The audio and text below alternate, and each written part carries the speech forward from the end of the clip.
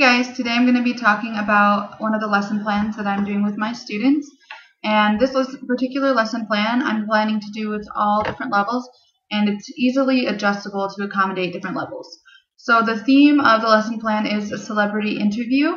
And so the first step I'm going to do is I'm going to show my students a video or two of different celebrity interviews.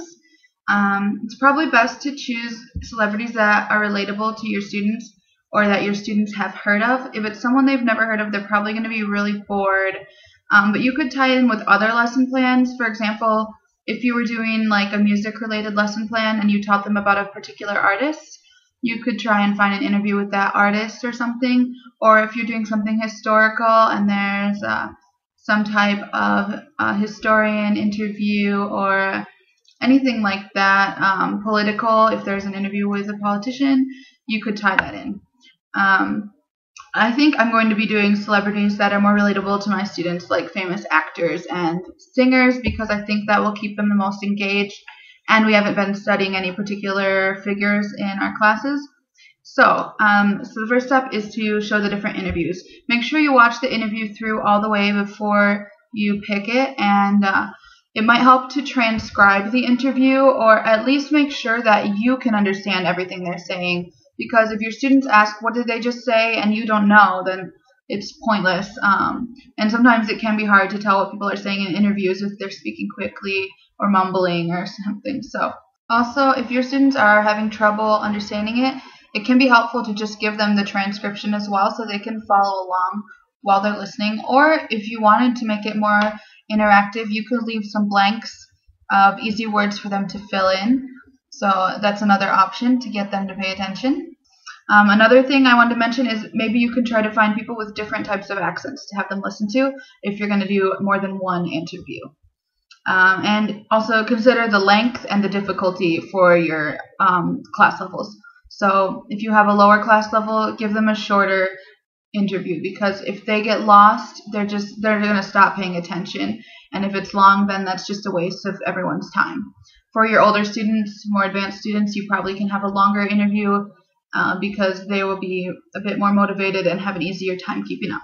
I also encountered the problem that in a few of my classes, I don't have computer access for my students. So a way you can work around this is you can find an interview, either a written interview and just print it, or if you have a video interview, you could transcribe it yourself.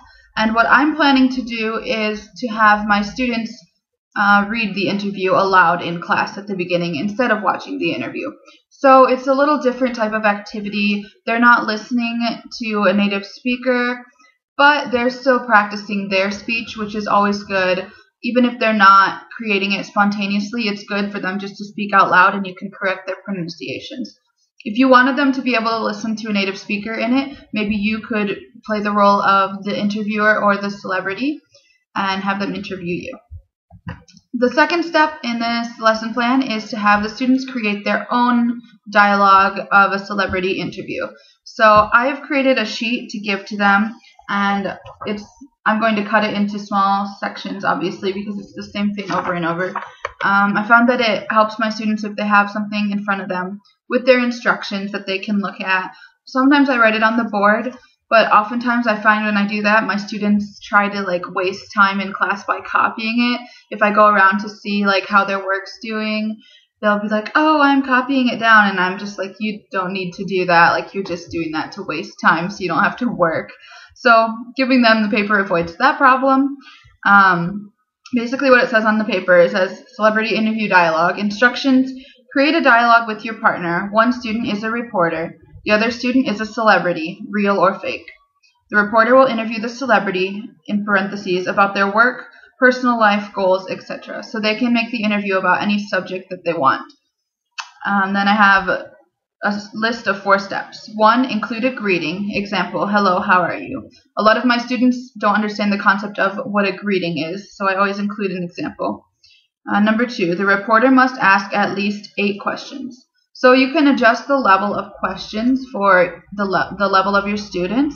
For my lower levels that I only have for 30 minutes, I probably will change this to 3 questions, because 8 is a lot for them to formulate in just 30 minutes. For my higher level, 8 is a perfectly fine number. You could even say 10 and they'd probably be fine. Number 3, be creative, make it funny. So this just tells them, don't worry about having it being all serious. As long as you're speaking English, you can make it funny, you can have fun with it. And then number 4, thank the celebrity for the interview. So just to get them to wrap it up, because sometimes if I don't say this expressively, they'll just leave it open at the end, and it's not realistic. And I like to try to push my students to create realistic types of conversations and situations. So then obviously they're going to work in pairs, and they're going to create the dialogues. And then at the end, you can have them present the dialogues. So I think it's a pretty good lesson plan, and one that would hopefully be interesting to them. They can choose a celebrity who they really like to do the interview with and play the role of that celebrity. Or if they prefer, they can invent a celebrity, which could have some really funny results as well. I hope that you guys found this tip interesting, and let me know if you have done a lesson plan like this in the past, or if you would plan to do it in the future. And any other suggestions or ideas you have. Please don't forget to thumbs up, comment, and subscribe if you like this video and other types of travel videos and teaching English as a second language videos. You can check out my links in the description below for Tumblr and Instagram, and I will see you guys next time. Thanks for watching. Bye!